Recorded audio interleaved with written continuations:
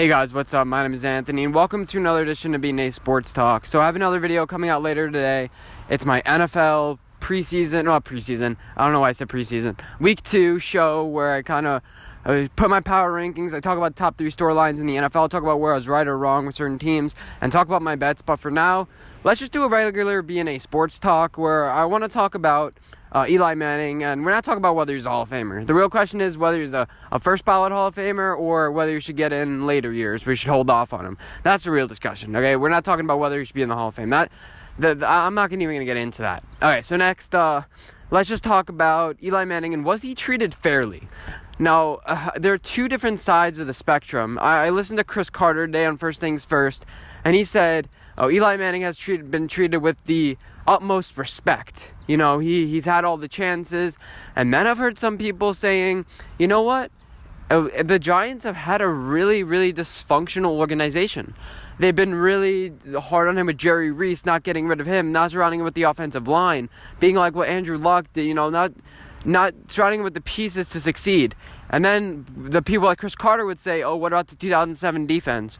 You know, what about that offense? But recently, in my opinion, he hasn't been set up to succeed. He really hasn't. And Pat Shurmur hasn't really been setting him up for positions to succeed in the NFL, especially with these play calls. You know, Eli Manning, I could get it.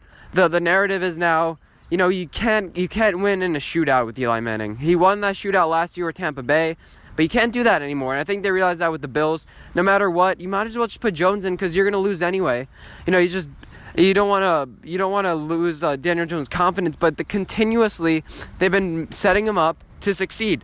Whether it was putting the first team offense in the preseason, whether it was giving him quick reads to execute against the Jets, constantly he's been put up in position to succeed. And I think secretly, you know, Pat Shurmur's whispering in his ear, you know what, we're not expecting you to be great, just hold on to the ball. You know, we're going to play against Tampa Bay and Washington, and you have the Vikings and the Patriots.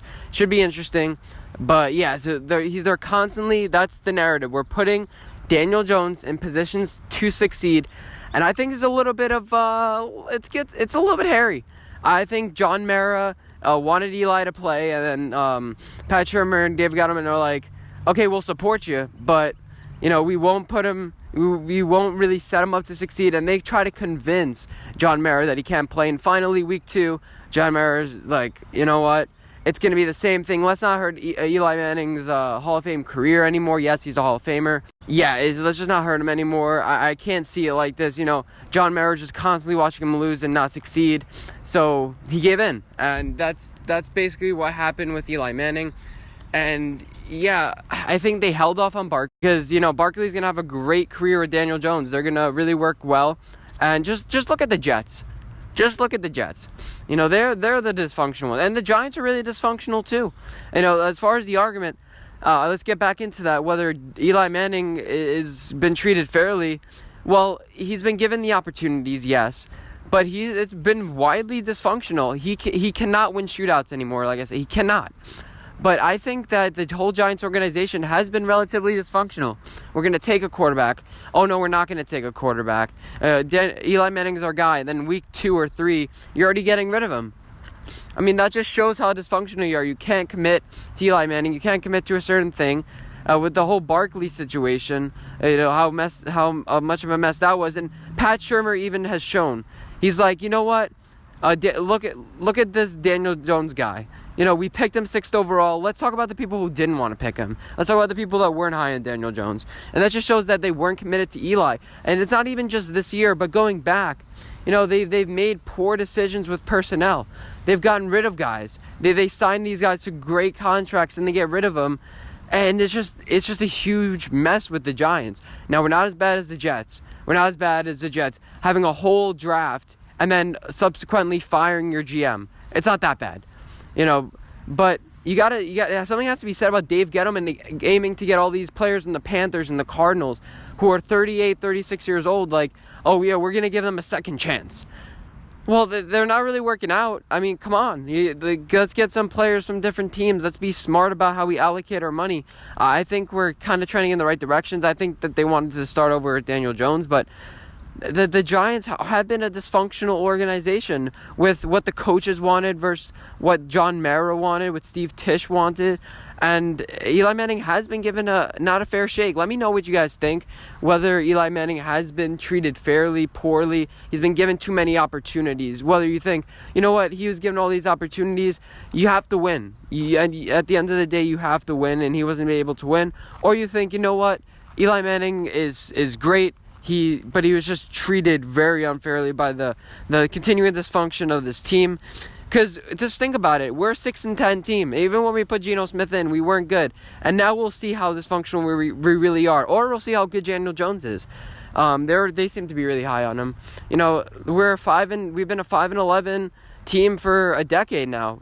Besides those three outlier seasons where we went 11-5 and 9-7, we went on those Super Bowl runs. We've been really mediocre. We haven't been a good team.